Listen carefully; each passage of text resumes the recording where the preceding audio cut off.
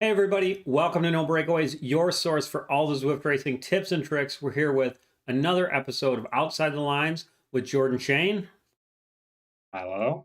and Jackie Godby. How are you? Hello, good, thanks. How are you? We're hanging in there. We're getting it done. So I'm excited about this episode. I really liked the way the last one went. We did some cool stuff, so I think we built upon that. And I also forgot to record a race, so we're down one of the races of the week. Actually, two, because Jordan recorded for an hour and a half, and then it got screwed up. So Oh, you know, A for effort, though, as usual. yeah, absolutely, yeah. You get your participation ribbon. Don't worry. All right, so Jackie, you mentioned before the show you were doing the Echelon race this weekend. I didn't look at the results. I didn't see anything about it. I'm going to guess that you won. not the first day. So the first day was actually really, really fun. It was the Indy Crit, which was fast, it was flat, and we actually saw a whole bunch of new riders come up from the community league. So we had um, Coy, actually, a college athlete, a college rider, come, and it was her first time riding, in the league, and she came and she won in a sprint finish from a pack of 18. Like this was the first time we saw really no fracture, absolutely phenomenal racing. Even on the men's side, the final pack sprint was 40 men. It was so flat, there was just nowhere to break away. My fiance, John Cooper, actually was part of the only attempt to make a fracture with 5 kilometers to go, and then his cable snapped. So he ends up, his shifting cable snapped. So he ends up doing the last 5 kilometers in his biggest gear, just intermittently standing and sitting and praying for this all to be over soon. The second day was not a crit. It was the Dirty Reaver. And that was actually the first time RGT has incorporated gravel into their racing sim. So very, very interesting, a much hillier course. And this time the breakaway actually succeeded. I broke away with about 29 miles to go in the course and ended up in a TT and won by 6 minutes. So that was a very interesting course, dealing with gravel, dealing with TT and a chase pack, and being like, all right, this is me alone for over an hour. Oh dear God, there is not enough chocolate in the world to get through this. You're gonna get a mandatory upgrade. I don't know where to, but A plus like, plus. It's just going to be yeah, Jackie just riding Jackie by B. herself. What was really disappointing is, so, I'm going through this race and I'm like, okay, I want to get this time. And my goal was to finish before the men's race started. And I did. I finished with about 30 to 40 seconds to spare before John had to start. Now, what I did not account for was that I also wanted to beat John's time. And he beat me by that same 30 to 40 seconds. So now I'm just like, oh my God. Like, So when you two race outside, who wins? it depends if there's a hill or not. So Hill, Like, you win or he wins? hill, I win. I have the advantage of weight. I've got about 8 kilos on him, but he has, I think, a little better aero position than I have. He's got a little more power. So if we were just to go straight, he would win. Which always makes it fun. It's a toss up depending on the course, depending on the power, depending on who slept better the night before. So I feel like I've only seen a picture of him on Instagram, and I pictured him being like 6'4". 6'2", but very close. Okay. Yeah. All right. So, and you have eight Hold on. kilos on him? Yeah. So he's a skinny guy. Yeah. He is a skinny guy. Okay. And by 8 kilos on him, I mean in the lower direction. I weigh less than him. Oh, I thought, okay. Yeah, Oh my no, that goodness. makes I no was sense. He would like, be a really skinny guy. Yeah, he would no, be that's what winning on all these uphills if he was 8 kilos less than me. well, that's what I was like. I was like, he's 6'2" and weighs like 20 pounds less than you? No. Okay. No, Okay. no. Now I feel better. Yeah. I am almost that tall and I weigh 20 pounds less. So let's just call it a freak show if you guys want to do that. And my I wife, don't know. We call it like my wife can beat optimized me for as well. climbing. Oh, there's my daughter. Oh, Okay. hey, So They say hi. Okay. Okay. Sorry. I knew this would happen at some point. special correspondent. Yeah. Yeah, of course. Great. So I always debate whether I should lock the door and have them smash on it or just leave it open and hope they don't come in. Pretty good batting average is our sixth show or whatever, and that's the first time. Yeah, and counting the 6 versus 6 races. I mean, really, it's pretty good. And yeah, she was fully clothed. So bonus. Bonus. YouTube doesn't have to take this down. Good. So Jacquie won by 6 minutes. Did you even have to do the third stage after that? Like, do they just concede? there was a stage. This was just 2 races back to back. Oh yeah, because you're racing on Monday. I race tomorrow. I'm Oh, back yeah. to the Zwift Racing League. I'm very excited. It's going to hurt a lot.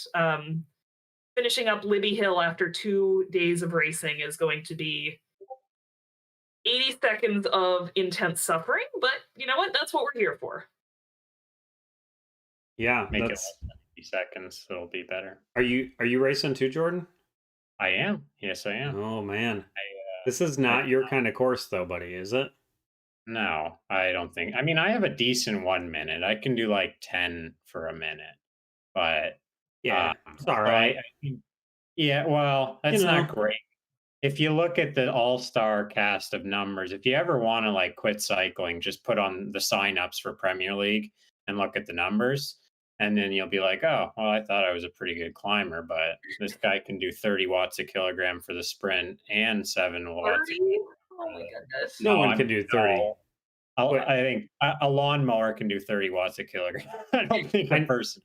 The highest I heard is Greg Leo in one of the live series got up to 23. Oh my goodness. Well, we can talk about it in a bit, but Freddie Ovid did 18 at the top of the volcano climb. But we can get to that in a minute. Yeah. So as usual, I have nothing that exciting to report. Just riding a lot in Tucson outside.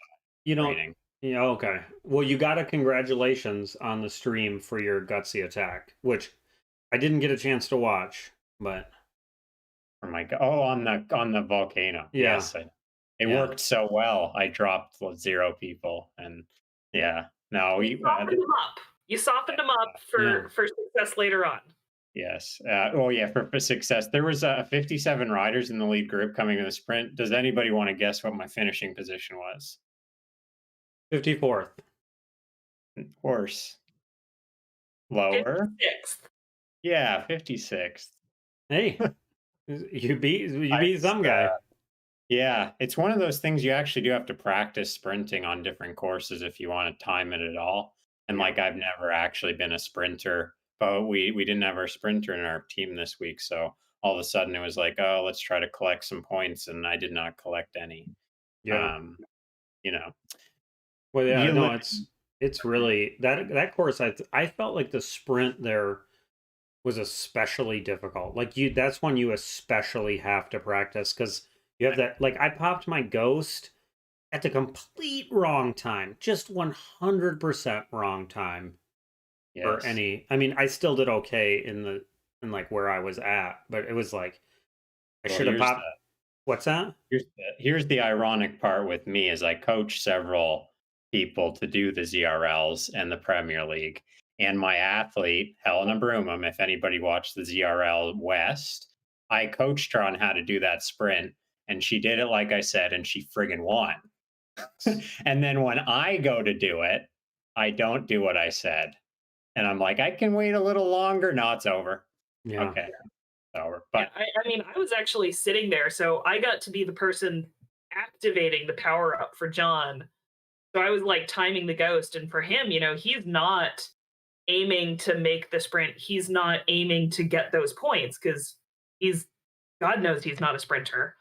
But he was activating the ghost to make sure that people couldn't see him making the break, and that was always, you know, how he was timing it. He's like, I'm not going to make top 5 through that arch, But if somebody doesn't see that I'm like barely hanging on to the end, that's going to improve my chances of making that break, making that gap, or, like we talked about last week, making that downhill. So that was actually our strategy, was not using it to get in front, but using it to make sure you're not the person that gets gapped. Yeah. Anna Russell did a really good video on the Ghost, and I didn't get to watch it 100% all the way through, but it was super interesting just about like how to use it and critiquing it a little bit. Because I mean, it's only 15 seconds long, so I mean, you would only get a 15-second gap if no one else was moving. Which in Zwift, Yeah. if you can't get a 15-second gap, you're not going to stay away for any more than 10 seconds or something. You just get eaten up. Like they should Yeah. make that thing like 2 minutes. That'd be unreal. And you can't like use it later too, because the way Zwift is set up, where you can see everybody watts per kilo, it's like, oh, Yeah. as soon as you bump that up, even if you go from like 4 watts per kilo to 5 watts per kilo, you're telegraphing. Yeah. And even if you throw that Ghost on, everybody knows. Yeah. Well, Right. that's I was trying to play that game. It'd be cool if it was like 2 minutes and then everybody was visible for the last 100 meters, no matter what. Can you imagine? You're like sprinting for the win, and it's like pop, pop, pop, pop, all these people come flying around you out of nowhere. That'd be super cool. Yeah. I could mean, use 2 minutes would be draft breaking. I would love it. Yeah. Nobody has any idea where anybody is, or even put it at the beginning of the race when everybody's doing that initial like Zwift out of the gate. Yeah. 2 minutes, nobody knows where anybody is. I hope this is enough. See, 6 watts per kilo, 2 minutes. Let's go. YouTube people would like that, not me. Yeah. I'm like draft as low as I can. So do we want to talk ZRL Premier League while we're on the volcano subject, and then move on to Rider of the Week? No, let's do Riders of the Week. You put together a wonderful agenda, Jordan. Jordan's getting us on track. He yelled at us after the show, just screaming at us. He's very mean when he's not on the show, everybody. Kicked a trash can across the room. It was crazy. Embarrassing. He threw a chair like Bobby Knight. It was nuts. It was nuts. Yeah, so let's do our Riders of the Week, and then we'll talk about Premier League more, because obviously we can't help ourselves. So, yeah, let's do Jordan's Rider of the Week first, and I will cut over that now. All right. So I don't have a video because I lined up a screen recording for this 50-kilometer race, 2 laps of Watopia Waistband, which I thought was an interesting one for the 3R because it's a fair bit longer than the typical Zwift race. 53K takes you to 1 hour and 11 minutes, which kind of breaks people more than you would think compared to a 40 or 50-minute race. So yeah, I recorded that, or I thought I did. And then I finished the video to press stop recording, and the button said start recording. Oh. So there you go. That just a pro tip for everybody. It's very complicated. You actually have to start your recording. But so anyway, apologies to Darren Mack, but I watched this guy for most of the B race. And this was an attritional, Watopia Waistband is one of the easier courses, quotation marks, on Zwift. And we had like 190 riders starting the Bs. It was massive. And you would think that'd be a real easy draft, huge blob. But guys were just going out the back the entire race. You just kept looking at the back. Oh, now it's 120. Now it's 100. Now it's 70. And he sort of maintained, in the 30 to 50 range for a lot of it, got up to the front on those little climbs, just kind of textbook stuff. And he's done a fair amount of racing, so that makes sense. And then he did the sprint, looking at his power profile. He has a much better 30-second than he does a 15. And so he took the risk and opened up early on the sprint. And just about, I had the camera angle of him looking too, first person. And I was like, oh, this is the best, man. This is the best. You got it. And then you just see like 3 guys come around like with 20 meters to go. But like, I have to give him the Rider of the Week for the effort there, because he knew what his strength was. He went for it, and he just about held on. And 4th out of 190 is pretty good. And the guy's been, you can see in the graphic there, he's been going at it for a while, 163 races, solid B.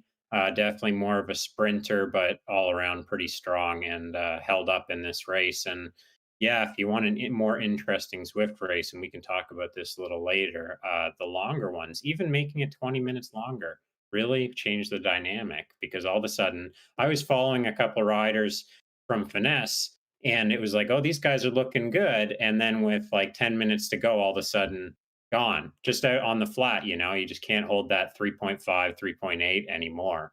And, and so, yeah, it was a really dynamic race for being so flat. And, congratulations, Darren. You're the rider of the week. Yeah, awesome. Yeah, I heard a lot about that race. I really wanted to do it, but instead I didn't do anything. So, yeah, what are you gonna do, you know? Cue the Charlie Brown music. Yeah, I know, right? Da-da. All right. So let's get hop into Jackie's Rider of the Week. Yeah, so I am highlighting Rob Dalamore. He was nominated by Morgan Aldrich of Team Cryogen. And again, we're just kind of focusing from this standpoint on people who are trying to build the community, get more people into Zwift racing, and really support teams, which I think is huge. And in part of her nomination, she wrote that he's a triathlon coach and has been huge with helping folks of all abilities on the Zwift team, bringing in new folks to ride on Zwift, live streaming loads of races, and he's been DS for tons of events in anyways. And I love this part. He's super great. And this is exactly, the type of person we're looking for in terms of building the sport. So just want to give a huge shout out to him from building that community aspect as well. And you can see from his power profile here, he's actually also very, very active with races.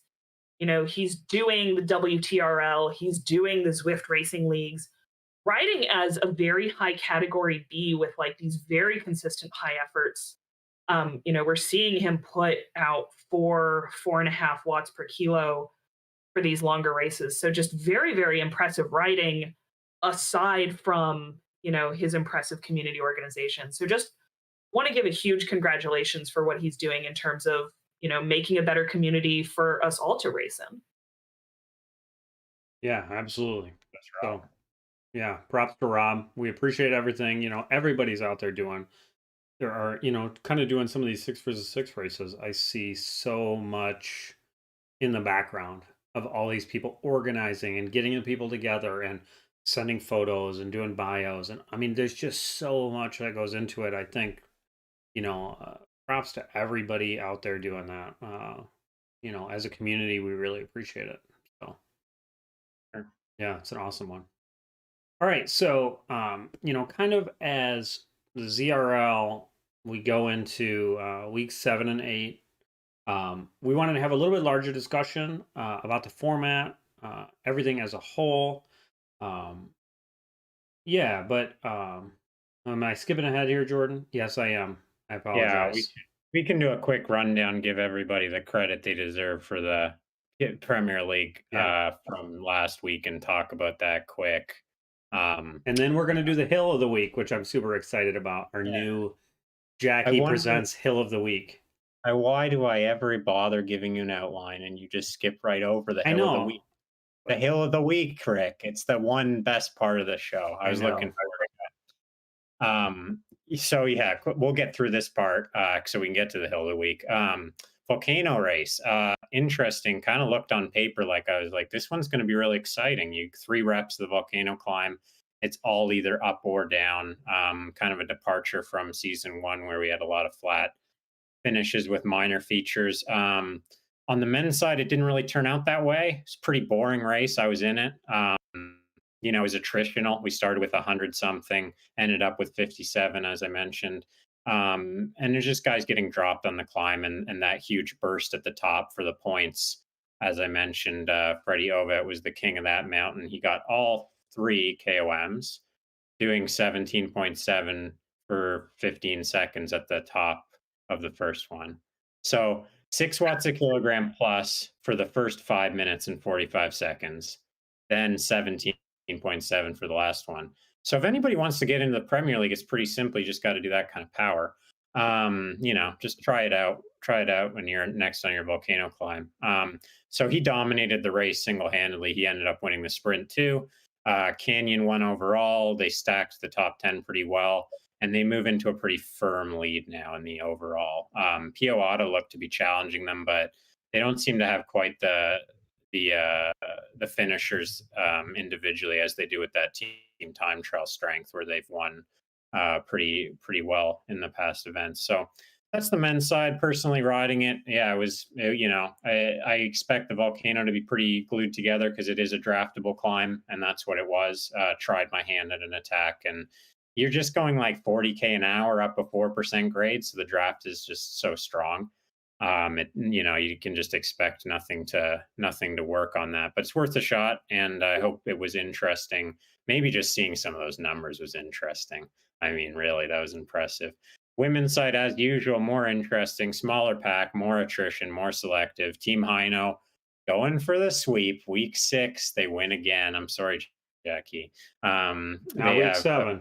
Now week yeah, 7. well, I hope so because they're 6 for 6, and I wonder what the odds on that at the beginning of the season would have been. Maybe pretty good, but they didn't win the event though. Beth McIver, who kind of made her name in Yorkshire, pulled out the sprint again, and this one wasn't as close. She looked pretty dominant on that, and she sort of was at the front of affairs up the climb as well. So, yeah, more interesting. And again, we can talk about that later because with the smaller group and even the slightly less high speed in the women's race, like the attacks were happening.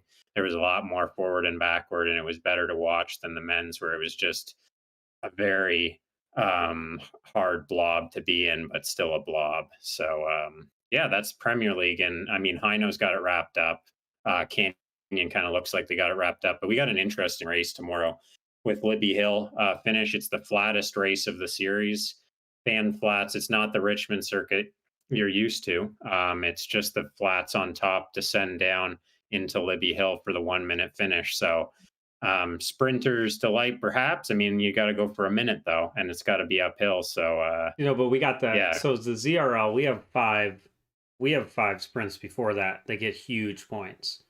Yeah, exactly. So, and we do too. We do too. We have sprints. Yours goes 3-2-1. We have the Yeah. fastest through, or the fastest through person the whole time gets 20 points. Yes. And then first through the line goes 10-1 for the top 10. Yeah, exactly. So it's going to be, the field is going to be decimated, isn't the right word, because it'll probably still be a big, like a bunch of finishers going up Libby Hill, but everybody's going to be exhausted. It's going to be interesting.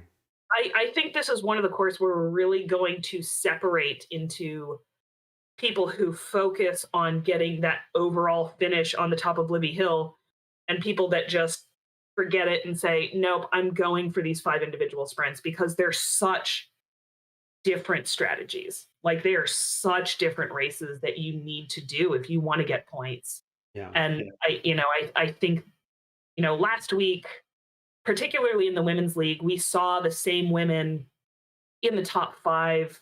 We saw Catherine Curry, we saw Alice Lethbridge, at the top of every QOM, and still getting in the top 10 of the finish and just wrapping up those points again and again and again, because, you needed the same endurance to get to the top of that QOM as you needed to get to the end of the race. And this race, it's a 15-second flat sprint. That's very, very different than what it takes to finish up Libby Hill and win. Yeah. So I want to point out something super cool, I think, that Zwift offers that I wish we highlighted more. And I mean, I talked about riding with some of the national champions and things like that. So Beth McIver, she wins the Premier League. This morning at 5:30 in the morning my time, I'm jumping the dirt ride because I was up early, and Beth McIver's there. Like, I'm riding alongside. Like, how cool is that? Like it's like jumping into a group ride and you're riding with Matthew Vanderpool or Van Vleuten or something. Just like, oh, I'm gonna go for my local group ride. Oh, there's Van Vleuten. Like, how cool is that? Like, that's so awesome. Yeah, it's great, and she's a star in the making. Yeah. I mean, let's talk Libby Hill though. Yeah. Hill got a clip. So me and Jacquie was kind enough to send me her clip up Libby Hill, which I'm sure is an amazing clip. I watched it. It's awesome. It's perfect. However, I didn't realize until maybe like 40 minutes ago, Jacquie could check her text, that it was broadcast by the ZRL all right, not ZRL, ZCL, Nathan over at ZCL, and I can't use ZCL video on my channel. So I know. So I had to take my own video, which is very much not how you should ride Libby Hill. Although it Oh, is me even going better all, so It's great. I cut out my audio so you don't hear me breathing, and I trimmed around so you don't see me riding. But here is me going to the front and then slowly attempting to fade climb Libby Hill. And Jacquie can tell me what I did wrong, how I should maybe just up my wattage. So we're going to start a little bit before the climb and then go up through it. And Jacquie is going to tell us how to do this. So just heading into the climb, I actually love Libby Hill. I think it's almost, you go into it with a similar mindset as you go into the KOM, forward KOM, as we did last week, but opposite. You're not going to plan on that reset halfway, and you're actually going to have to plan on back halving this hill because that's where the descent is. So you can see as we're hitting this hill, we've got 7%, 8% grade, but people are still taking this pretty conservatively. This isn't quite the 6% that you can draft up the Volcano KOM, but it's reasonable. You've got a little bit of time. This is not the beginning of the hill. Where this hill starts is going to be that second turn right. And this is where you lay it all out. Like, this is where you go for the gold, you go into pain territory, and you just say, I have nothing left. And every time I do this hill, I don't even see this turn because I'm just, I've hit that 14% grade and I've committed to getting through that arch no matter what, which you can do because there's a flat immediately after if you're doing, the loop, or if you're doing an after party like we'll be doing this week, you don't have to do anything afterwards. And you can really just sort of rest on your laurels. So, whereas forward KOM last week, we talk a little about punching early because that's the steepest part of the hill where you have a reset halfway through. Libby Hill is something you want to think about punching late. You want to think about that negative split and also what sort of power can I hold for that 70 to 90 second effort. So So are you saving that arrow power up for later, Rick? yeah, so that was the full course. Yeah. Yeah, that Okay. wasn't Libby Hill after party. That was Yeah. just I've never done Libby Hill after party. And It's brutal. yeah. Libby Hill is brutal. Well, and I'm gonna have to climbed do that pretty well, though. I didn't think that was terrible. well, that's because that was first season, only 3 people got points, and the first 3 were just hammering off the front, so the rest of us were like, nah, let's just get a group and go catch it up. I mean, I'm just saying I'm not Jacquie. This is my only point. Yeah, I'm actually a little sad you didn't get to play the clip because it was the full looped course, but for that particular clip, I was going exclusively for the climbers points. So I didn't care what happened afterwards. I was like, yeah, they can catch me, whatever. Like, I got downhill. My heart rate is 190 right now. I'm not going for longevity. Like, I don't care if I cross the final finish line, 2 minutes back. Like, all that matters is this hill. So I think maybe Jackie's too modest to highlight this, but her clip highlighted a kind of important part because Libby Hill is pretty steep. It's not the forward KOM like we talked about where it's draftable at the end. It's steep all the way into the last 40 meters.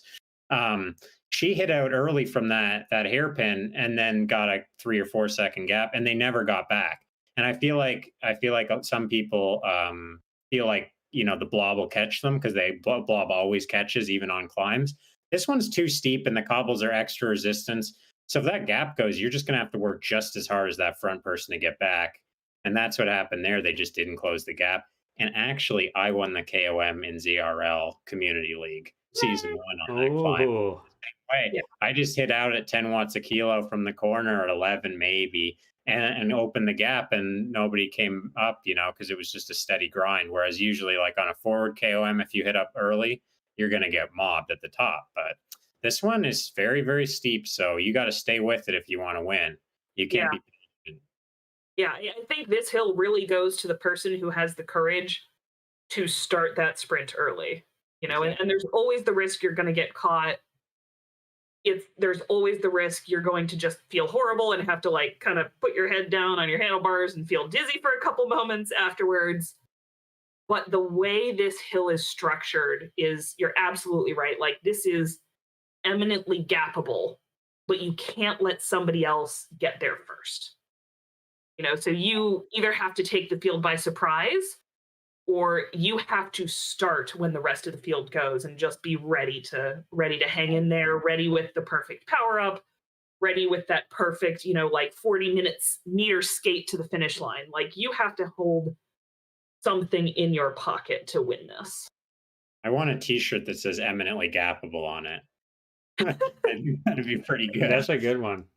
Yeah. All right. So we've been asked for our Premier League picks for tomorrow. And I'm going to put the stipulation on. You cannot say Ovet, Shane, or Godby. Those are the three names you can't say. Because we know we would all pick each other. Well, you two would pick you guys, and I would pick you guys. So, yeah. Let's hear it, Jacquie. Who are your picks? You know what? I think for the QOM, I'm going to go with Curry. She has just been so consistent. And I think particularly last week with her consistent QOM, wins, I think she's a very good hill climber. I think she has excellent endurance. I think she's going to make a great challenge at the end of Libby Hill. And I would absolutely not be surprised to see her take that home. Yeah, I'll take Curry on the women's side as well. And then on the men's side, I can't say who I'd really pick. So we'll go. I would say it's going to be one of the Canyon guys. It's going to be either Ollie Jones or Lionel Villas, and both those guys are in the top 10/top 5 at Worlds on forward KOM. Obviously, they have good 1 minute power, and if anybody's going to do it, they are. And please do. By the way, Freddie shouldn't win every point in the series. And if he does, someone else on his team should get a single point along the way. It's Team Freddie at this point, and it's just too much for me to intellectually bear. I mean, it just paints a target on his back. They should have everybody is focusing on how do you beat Freddie, right? Like, at this point, you're almost letting him control the pace of the race, because people are thinking more about what is Freddie doing than how do I win the race. I'm thinking about what Freddie's doing right now. He's watching outside the draft is what he's doing. Hey, Freddie. Okay, so I'm gonna pick different people. So I'm gonna pick. I know she's a very punchy rider, and I think this will suit her well. I'm gonna pick Monali Keller for the women, because she's been up there. She is super punchy. I know this suits her, and I think she's gonna be right up there for first/second with somebody else who I'm not even going to talk about. But I think Curry will be up there too. I mean, I think it'll probably be the usual suspects, right? I mean, I wouldn't bet against Beth McIver or any of you. I think it's super cool that you're coming into it in week 6, Jacquie, because you're like, everybody knows you're super strong, right? And so, yeah, so it's gonna be awesome. I gotta like call in sick or something. I've been having like work meetings that people are scheduling, and I'm like, yeah, I can do that. Then I'm like, oh crap, I'd rather watch these other people do something than talk about work. I will say I am super excited to come back to bike racing and not be at work. So, although I may change that perspective, halfway through Libby Hill, when I'm just like, I have 20 more seconds left and I want to vomit right now. And oh boy, you know what? Like, I would rather be doing literally anything else. Flashcards sounds great. So I'm not going to ask you what your team strategy is tomorrow, even though I really want to know. I'll ask you when we're off air. But next week, because this is such a cool course. I think this is like you were talking about, it's just so different from the number of points. I mean, if you won every single sprint, you get 15 points. That's a ton of points in the Premier League. But I want to hear what you guys had planned and how it worked or didn't work or whatever. Same with you, Jordan, of course. But I feel like with Jacquie coming into it new. It's gonna be super cool. For the men, I think Jones and all that. Those are really good picks. And I have no idea what your guys' strategy is. However, and I don't even know who's racing. However, my picks are going to be Holden Camo, if he's in it, because I know he has killer 1 minute power. I mean, those other guys do too. Like, who am He's I? got a great sprint power. And again, he's another person with just that sort of endurance that you can trust. Like, yeah, did an hour race beforehand, not going to put a dent in that 1 minute power. Yeah, so I'm picking him, and then I'm gonna be a homer, and I'm gonna pick Joel Carroll because that's my boy. I know he has excellent 1 minute power. He came on the show, so did Holden.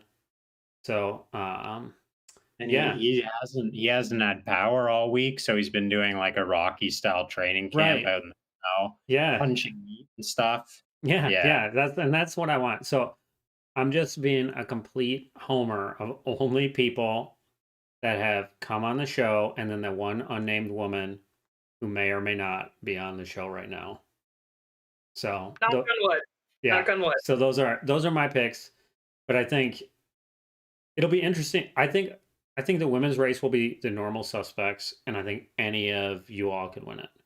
The men's race, I don't, I mean, it'll probably be those usual people, but I could see like teams going with different lineups this week because the course is not like just knock down drag out. You know what I mean? I'm gonna make one call here. Hot take. The the finish video will not have the correct winner for the men's. It will not. There's no Ooh, chance. Yeah, There's no yeah, chance. It's coming that's a back on good call. replay. yeah. I think that's a good call. I think that's a good call. And I also think that's a good segue into the thing I tried to talk about earlier and was completely off on the schedule. We're coming to a close. Let's talk about the format of the league, what we really like, what maybe we wish was a little bit different. We all have kind of three unique perspectives. I'm just like normal dude, working dad. Um, Jordan is of course a literal professional bike racer. Jacquie has a very intense full-time job. Plus, she's a world-class bike racer like Jordan.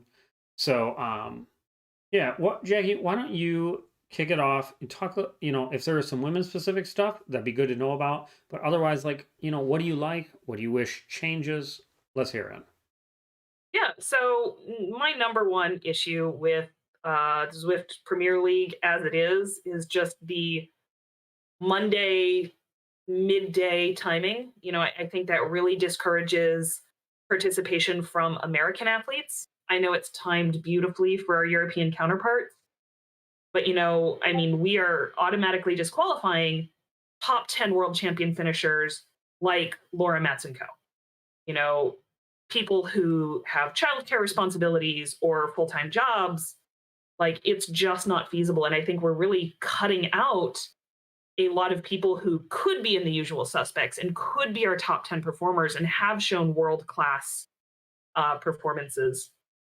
And then I think outside of that, we're also discouraging participation from bigger weekend races. It's very, very hard to come off of a 2 or 3 day series, that we might be doing as part of a different Zwift league, or as I'm doing with Echelon Racing League right now, and say, this is my third or fourth day of intense racing.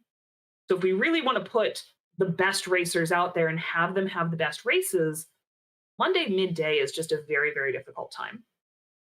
Now, what I think the Zwift Premier League is doing well is I think it's throwing a fantastic diversity of courses up there. We are getting courses to highlight our sprinters. We are getting courses to highlight our time trialists, our climbers, our diesel engines, and everything in between. And I think that's really important because, we don't want to say, this is a cyclist. And coming from swimming, we have this, or track or everything else, we have this idea of like many multi-different disciplines. A swimmer is never going to be like, yeah, I'm a swimmer, they're going to be like, I'm a butterflyer, I'm a freestyler, I do long distance. And I think if cycling wants to continue to grow as a sport, it's important for us to realize and celebrate everybody's different strengths, because then everybody gets buy in, everybody gets to celebrate, everybody gets to feel good about what they do well. So there's sort of my what I would really love to change and what I think Zwift needs to continue to do well. Uh, and then the part I personally like, but I think needs some work and development in the future. I love the addition of power ups. I think as a virtual platform, the gamification is a very important aspect. This is something that makes virtual cycling unique. It makes Zwift unique. You know, I definitely can't use a ghost power up in real life, although a burrito might be possible. Um, and but I do want to see more done with it. I want to see, you know, maybe we change those up, and as much as we change up the courses, maybe we make them more powerful or less powerful or introduce new ones. But I think it's something that is good but needs continued work. It'd be cool if it like randomly even selected the power. Maybe sometimes you got a 2-minute ghost and sometimes you get a 20-second ghost. And it just has like a little number on there, you Yep. know? Yeah. So So definitely, you know, the element of chaos is fun, but I don't think we've quite reached an equilibrium there yet. I mean, there's a reason I named the channel No Breakaways with that, right? You know, I mean, it's like a joke. You know, it's like it's just impossible. So, all right, Jordan, let's hear your good, your bad, your ugly. Okay. Well, the good is the same as Jackie said. Like, I really appreciated them moving to these different courses. Like, I almost didn't want to compete in Premier League when I watched season one because every race on the men's side was 87 guys going to the sprint finish and then 15 watts a kilo to the finish. And so seeing like the Innsbruck KOM and seeing some of these courses, at least they're trying. I will say, on like I talked about with the volcano race, I just think that something needs to change with the men's racing, whether it's field size or draft physics or something. Because even with these very challenging courses, where if you took the real life analog, like there'd be breakaways constantly and there'd be small groups finishing and there'd be team efforts, where the way it's set up right now, even something that's 100% up and down course is still finishes in a sprint.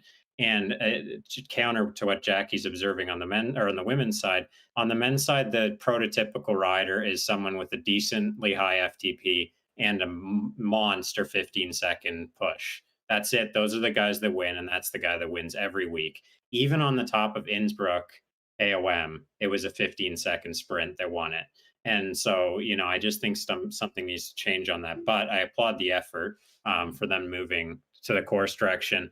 And that sort of is one of the things I'd like to see improve further. Is I'd like to see these courses, if they don't play around with the draft, if they don't find, I don't think you can find much harder courses sometimes than what they have. I'd like to see longer races, and might mean that we don't broadcast the whole thing. Maybe we broadcast the last 45 minutes of an hour and a half. But Jackie did the Gila and Joe Martin races, the same ones that I did in the spring, and those were about an hour and a half. And it changed. It got grippy, and things started to happen at an hour and a half that does not happen in zero. And I think it would just be interesting. I think that the quality of athletes on both sides is so high, it's world class, that these athletes train like a lot and very properly and intensely. And like a 50-minute race doesn't really do them justice. You know, you don't have to be that fit to pull off a 50-minute effort. Maybe that's, you know, how you train. But anyway, I think that would be a good addition. But overall, my main point is the season structure. I think this needs to change. Rick and I talk about it all the time. The burnout level is high. And we have a new season starting in April, and we have another season starting in July, and that'll roll right into October, where we'll start another season, and that'll run into the new year where we haven't. It's never going to end the way they formatted it right now on the ZRL side and the Premier League side, and I think that you're going to see some negative consequences from that. We're seeing the same length of races every week at the same time with the same people every week for so long. It's burning people out. I think it's also burning out the audience. I took a quick look at the YouTube views for these videos for the Premier League, and it's largely stagnated over time. When you'd hope that something new and exciting would grow, and Rick's channel has grown in the meantime. Interest has grown in the meantime, but these are still stuck. Like the first week of this one had 24,000 views. Last week had 8,000. And it's just like, blah, blah, blah. And I just think people lose interest in it. So I have a solution to that problem. Maybe it's not smart. Maybe it is. I think that we should have the Premier League season as it stands right now, the 8 weeks from October to December. That's the regular season. In December, we have World Championships. Then we have a break for the holidays. And in the new year, we have the classics. I would really like to see some proper build up to some longer races. Some of these big courses like that you see, we had 6,000 people do the Mega Pretzel or whatever Uber Pretzel was yesterday. I would love to see some big challenging courses build up and have them doing the ZRL and the Premier League on weekends and have it be a main event, maybe only 3 or 4 of them. But I'd love that. And I think I think it's a bigger sense of accomplishment for the everyday racer like Rick in the ZRL when you can build up to like a 3-hour race or even just a 2-hour race. Yeah. And then I think it should be topped off with a Grand Tour. They did it last year with the pros, the Tour de France. They had that on weekends for a whole month. Maybe that's the format. Maybe it's a full week that we can commit to as riders in the evenings or whatever. I would love to see a proper GC. We never have that. We never have GC racing. We just have points. And whether that would favor me or not, I don't know. But maybe the drafting needs to change to make that interesting. But yeah, I think that it needs to have a crescendo. So that's the way I would lay it out. I think they need to think about stuff like that. Whereas now they've just laid out a full year of repeating 8-week cycles ahead of us. So Yeah. there you go. That's my take. I really like that. And I mean, I think kind of combining a little bit of it, like what Jacquie was saying, these times, they're just not that convenient. Like, I don't want to race after work on a Tuesday. Like, it's okay. Like, I can make it work, but ultimately I'm asking my wife to take care of the kids for an entire night because it takes 2 hours, between getting set up and then I gotta go shower. Like, I want it in the morning. I want it at 6 a.m. So I can just be done with it and then I can just have my day. I think for normal people, I mean, a lot of us, we set aside Saturday as our race day. Like we can have one like big race a week because or otherwise you got to wake up really early, which is fine. But like Saturdays are the days. And I also think to Jackie's point, like right now with Premier League and right now with right now with Premier League it's set up so that it's for Europeans. And then if Americans and Oceania and Asia can make it, rad. But Like Ollie Jones waking up at 2 in the morning or something. right. Why don't we just have Premier Leagues for each region, just like we do, um, just like we do for all the other ones, and then maybe build up to a playoff at the end, kind of like they're doing right now for like a B World Championship, C World Championship. Like that's a cool format. I like that idea. Like then and then yeah, you're still gonna probably exclude some people, but if you did it at 1 p.m. on a Saturday and you had your playoffs, like Laura can make it, right? And Yeah. so And, if you're asking for one day, it's much easier to take off. Same with World Championships, like that was held on like a random Wednesday, but this is, the final race. I can take off one day. I can adjust my schedule in advance. I think that's very, very reasonable and much more workable. and to Jordan's point too, to what you were just saying, like you can't have this much ZRL and Premier League. You just can't have this much. Like we're all just human people. We want to go do things like I mean, my team is already talking about like, oh, well, how are we going to split up season 3? Because none of us are like, yeah, I want to do it every single week for the entire season 3, and we're like, we don't even know if we'll enter season 4. Like, I know for season, like, I need time to like train and. Who wants to do this in July? Yeah, I mean, I ride Zwift in July, like no doubt. Like this year, I rode outside like 5 times, but there's a difference between like committing to a race series on Tuesday, which, like you guys said, it screws up your weekend. Like, I want to do the Kiss 100 race on Sundays sometimes. Like, I can't do that if I'm racing, you know. I mean, it's interesting to hear your guys' take on the courses, but these have been really difficult courses for most of us, like knockdown, drag out things. Like the ZRLs, we're not ending in 50-person. It's just a war of attrition, you know. And I mean, I'm a pretty high B, and I haven't been able to make it to some of these races. You end up with like 10 or 15-person sprints. So it's the people who are in the best shape with the 15-second power. So like for us, there hasn't I'm been. actually gonna hop in here because it goes really well with your idea of like the end of the workday is just a terrible time. So again, you know, I was de-essing for John on Tuesday night, and you know, trying to get him up with a volcano sprint with the A's, and he broke. Like we saw, you know, end of the day, he's been on his feet for 9 hours. He was in the hospital, so it was really difficult to drink and eat enough because he's got his N95 on. And like the powers he should have been able to hold, he just wasn't able to because it had been at the end of a whole day. So again, you know, I think we're just, if we want the best racers doing the best race, we need to consider what times we're offering and making sure that we have the opportunities for that. You know, even in the community league, it's like, you know, yeah. I'll add on to that too, what Rick said, that these are very hard courses for the community league, and they're not hard enough often for the men's Premier League, at least. And often for the women's, the same thing happens every week, and it's too predictable. And it's kind of like a Goldilocks syndrome. It's like it's too hot, it's too cold. I don't think we need the same race courses for the Premier League as we do for the ZRL. Like, I think ZRL would be more popular if there were some easier courses, especially for the C's and the D's, and most often the B's.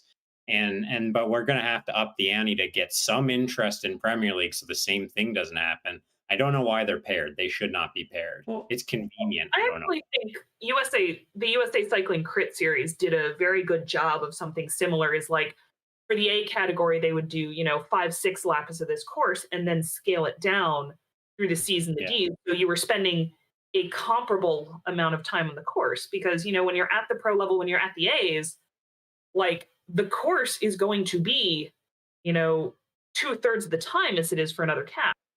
And it's not that people are going at less of their maximum. They're just going at that same level for longer. And so it's comparatively much harder to be in that. Yeah. So I mean, kind of my theme, and you guys have both hit on it. It's like we need more different stuff. Like the same thing happening all the time, right? We need more chaos. We need more different things. Like Sammy on the chat, he's like, we need a yellow, we need a green, we need a polka for everything. I agree. That introduces chaos. It introduces chaos because, like, I mean, I know I'm not going to get the polka dot jersey, but there's a dude on my team who would try to get the polka dot jersey. And then you can introduce courses for the chaos. And like those of us who are maybe trying more for the green, we're like chilling in a pack like Cavendish going up, laughing and talking or whatever. And then the next, and then you do London Classique. But then maybe you do, I mean, Zwift can be anything. It doesn't have to be normal. So maybe you do Crit City, but you do it in flights. So all the number one riders race, and you could pick whatever. So all the number one riders race against each other. Then all the number two riders, then 3 and 4 and 5 and 6, you know. Oh, cool. I mean, you could do like that's what we're doing with the match races. Maybe you do a 6-on-6 match race tournament for the ZRL for the second half. It could be anything. And I feel like we're like, hey, let's do this one thing because that's what everybody does, right? Like it can be in whatever you want. Try something, screw it up horribly, do something different next time. You know, it's okay. Give it some room to breathe. Like we don't need a race every week. We don't. And I think it needs to be special. Yeah, like, make it special. The Tour de France is special because it happens once a year, right? If the Tour de France happened 6 times a year, it wouldn't be that cool. You know, that's what we're doing though. Yeah. We're just like, oh, there's another Tour de France starting in April and another one in July. Like, you know, who cares? Canyon's going to win this series. They'll win the next one. Oh, hi there. Yeah, she's back. She's back. What does she think about this hot button issue? She's big into 6 Tour de France's. Okay. Kids with that energy. Because she's 6 years old. So she heard that and probably came in. Yeah, I mean, I just think we need to be like, I love the idea of 1 8-week season. Love it. Oh, It's gonna be what it is. It's gonna be what it yeah, is. I've made it right. worse. um, so yeah, I love the idea of like one ZRL season and then no thanks. Okay. You gotta go, honey. You gotta go. Seriously, you gotta go. The viewers are loving it Yeah, for I sure. know the bunny ears, the classic. Yeah, Yeah, I just think we gotta change all sorts of stuff. You know what I mean? Like and it's yeah. weird to hear pros and those of us who, you know, a literal pro bike racer, a person who's at the pro level and has a job, and somebody who's not even close to any of that but has a you know, like we're all like, yeah, it needs to change. We need to freshen it up. I don't think very many people are super stoked about it right now, and that's markedly different from October. Everybody was super Yeah. stoked about it. Well, and you So know, I don't want to see Ovit win every time. Like he's a killer. He is a killer. I'm not taking anything away from him, but I don't want to see him win every time. Like yeah, it's not fun that we have to like it was like when Tiger Woods does best in golf and you're like, "Oh, let's pick the winner, but no one can pick Tiger Woods." Like that's not. Nick versus Tiger. Yeah, Yeah. the field. So yeah, So, all right. So that's but I mean, kudos to WTRL, kudos to Zwift. Like it's a wonderful thing to do. Like I'm so glad they did it. I was so hyped in October. Like I mean, the team I got on, like I just messaged a guy who I was racing against and I was like, "Dude, I don't have a team. Do you have a team?" And he was like, "No, let's get one together," you know? yeah. So, No, so it's like very exciting. yeah, so like I've made a whole bunch of friendships because of the ZRL. So, And it really brought me into Zwift racing. Period. yeah. Like it was the biggest, but I think too much of a good thing is too much of a Yeah, good thing. absolutely. Like it was a great idea. It started off with a lot of momentum. You know, I think it is doing a great job of helping people get into this mindset of racing. I just don't think that we can be complacent yet on a sport that's still so new. Like we have to realize this is an imperfect product. There's still a lot of impetus. There's still so much room to grow the sport. We can't just say, okay, we're done. Like we Yeah. have to continue innovating. And if Zwift stops innovating, somebody else is going to come in and eat their lunch. Like this market is still wide open. And to me, the biggest thing that we always have to remember every second is Zwift has nothing to do with real life racing other than you're sitting on a bike turning pedals. But you don't have to necessarily be on a bike. Like you could make it a giant block of wood connected to a power meter with just this, you know, like Yep. you can do anything. Like in I'm tooting my own horn again, but these 6-on-6 match races where we're going into the team cars and listening to people. I was just like, well, what do I wish the Tour de France had? Like, oh, I wish I could hear whatever they were talking to the people about. Like, Mhm. like I want to hear what's going, and it's been super interesting and cool in a different format. You can like, Anna Russell was she had the idea of to do like a relay race with it. It doesn't have to be. It can be literally anything you want, you know.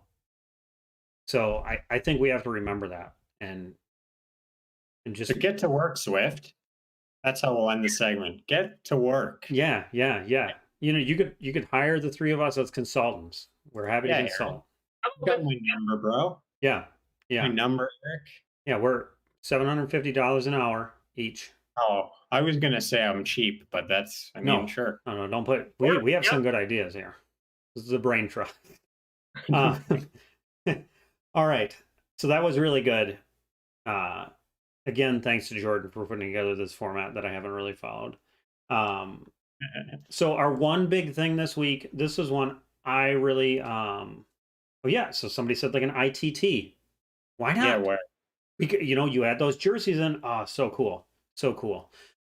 Anyways, we got to move on. We could talk about this forever because we're nerds. My one big thing, I really want to talk to you two about this because I suck at this. Warm-ups. What are you doing? We talked a little before the show, so we have some conversation here. Let's have Jacquie kick it off because I'm a little afraid of Jordan's opinion on this one. Yeah. So I have a very specific warm up routine. Um, and I'm sold on it. Like, this is what I do before every race. Sometimes I'll dial the intensity up or down a couple percent if I'm tired or if I know I'm going to be headed into a specific race, but the routine is always the same. I hop on my bike with 30 to 35 minutes to go before the race, allowing time for technical issues. And then I have a 20-minute erg warm up setup that's actually loosely based on the Igniter workout from Sufferfest. It's got an 8-minute taper from 50% up to about a minute at my FTP. And then it has 3 intervals that hit VO2 max for 30 seconds and one 15-second, not quite all out sprint power, but definitely getting those fast twitch muscles warmed up. 3 minutes at very easy cruise. Then I hop off my bike, have 10, 12 minutes to go, throw on a bathrobe, stay as warm as I can, eat chocolate before the race because that's just good luck and it's fun. And then, I'm back on my bike just to like easy pedal, easy spin, 4 to 5 minutes, get ready for that start. But it's very routinized. I am a big believer in, getting that neuromuscular prep ready. I definitely practice high cadence, high turnover. I definitely, if I know that there's going to be a lot of climbing, I will get out of my saddle. I will start getting just familiar with that feeling of climbing. And also, just personally, I need to mentally remember what it's like to hurt before a race. Because, like, I'll be honest, when I hop on that bike first thing in the morning, even if I'm pushing, 40, 50%, I'm like, oh my God, everything hurts and the world is terrible. And that's not how you want to feel in a race. Yeah. So in the setting of a warm up, it's like I can work through that. I can get the lactic acid out, whatever I was left over yesterday, and just have this set 20-minute routine, which I know works. I don't have to think through it. I have confidence. I know this is what I do and it works well. Cool. Well, Rick's otherwise distracted. I'll take, and I 100% agree. Rick's worried that I'll say, something extreme here. But I think there's 3, and I coach a lot of athletes, so I do give them warm ups and like a proper warm up. I think there's 3 important parts of a warm up. One is body temperature, like you said, bathrobe. Like you actually need to get your muscle temperature up a little bit, especially for like high end efforts, like neuromuscular based stuff. So yeah, if you're going to be sprinting a lot in the race coming up, if it's a crit, you probably want to get your body temperature up. That's key. Confidence, I think, mentally, like you said, you need to get yourself mentally in the game, get the feel for that power. Oh, like VO2 max, like I can do that, like my legs are working.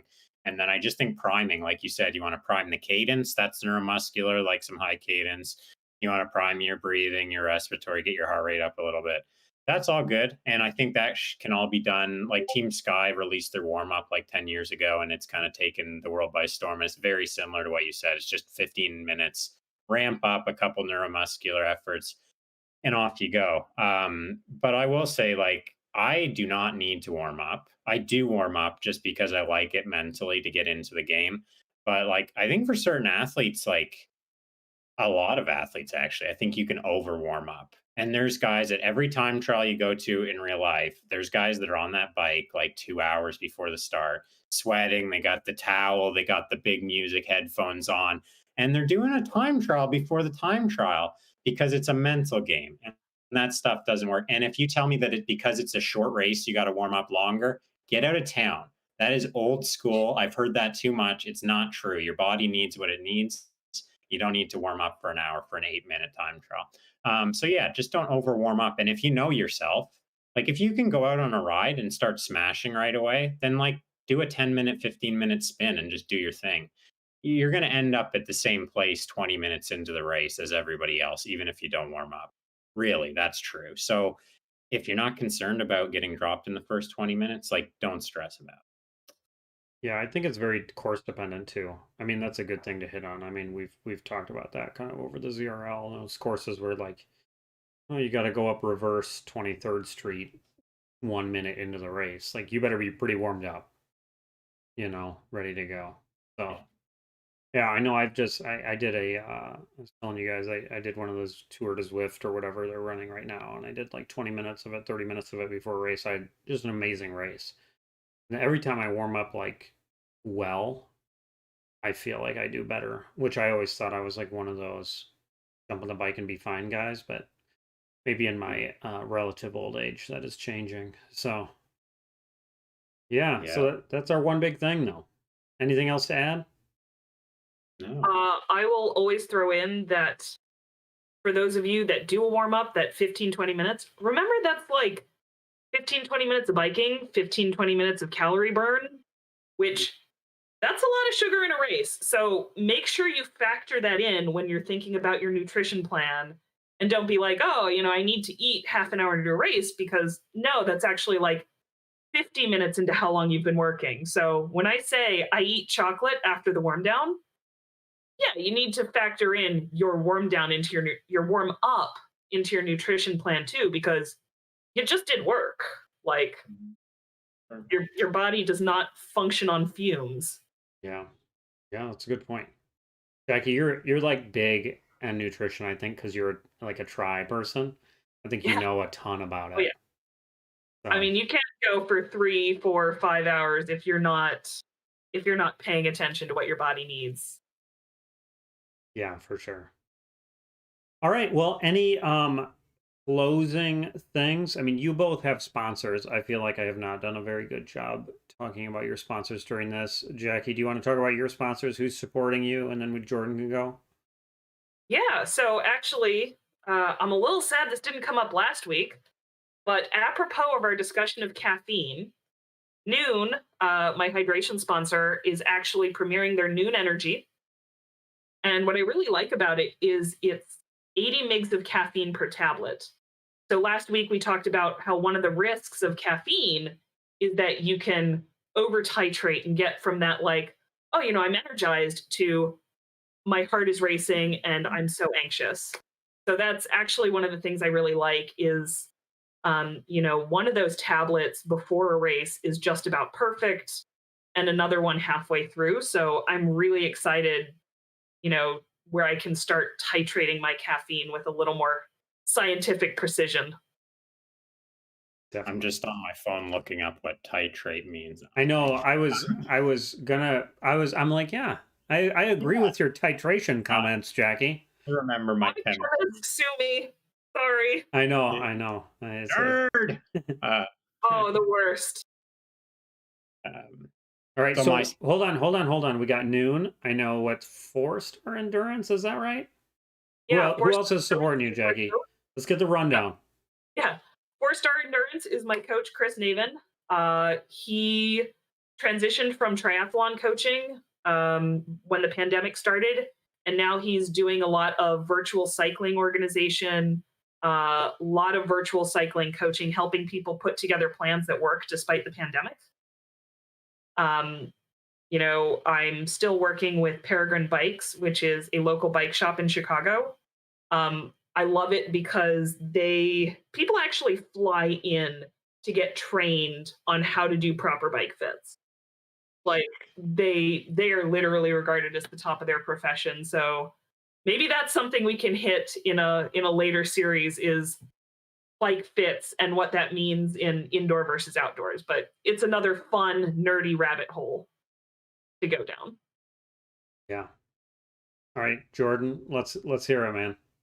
all right. Well, I talk enough about Monster Hydro and Elevate Webaplex and Protein. They don't pay me enough to talk about them every week. So no, that's all good. Like, those are good products. You guys go see my, Instagram. All those products are always posted. But let's talk about number one, peakformcoaching.com.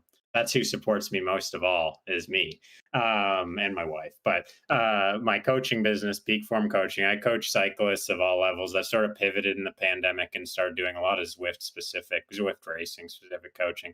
So if anybody's interested, I do full on monthly coaching, and premium. Everything's included. I've coached from novice, like learning to ride your first 40-kilometer fondo, to coaching some top U23s in the country now. So it's good. And if anybody's interested, pop me an email through the site there, and we'll make you fast. And it's in Canadian dollars, so it's on sale for our American listeners right now. Use the promo. I want to make a joke, but I'm not going to. I'm above that, Jordan.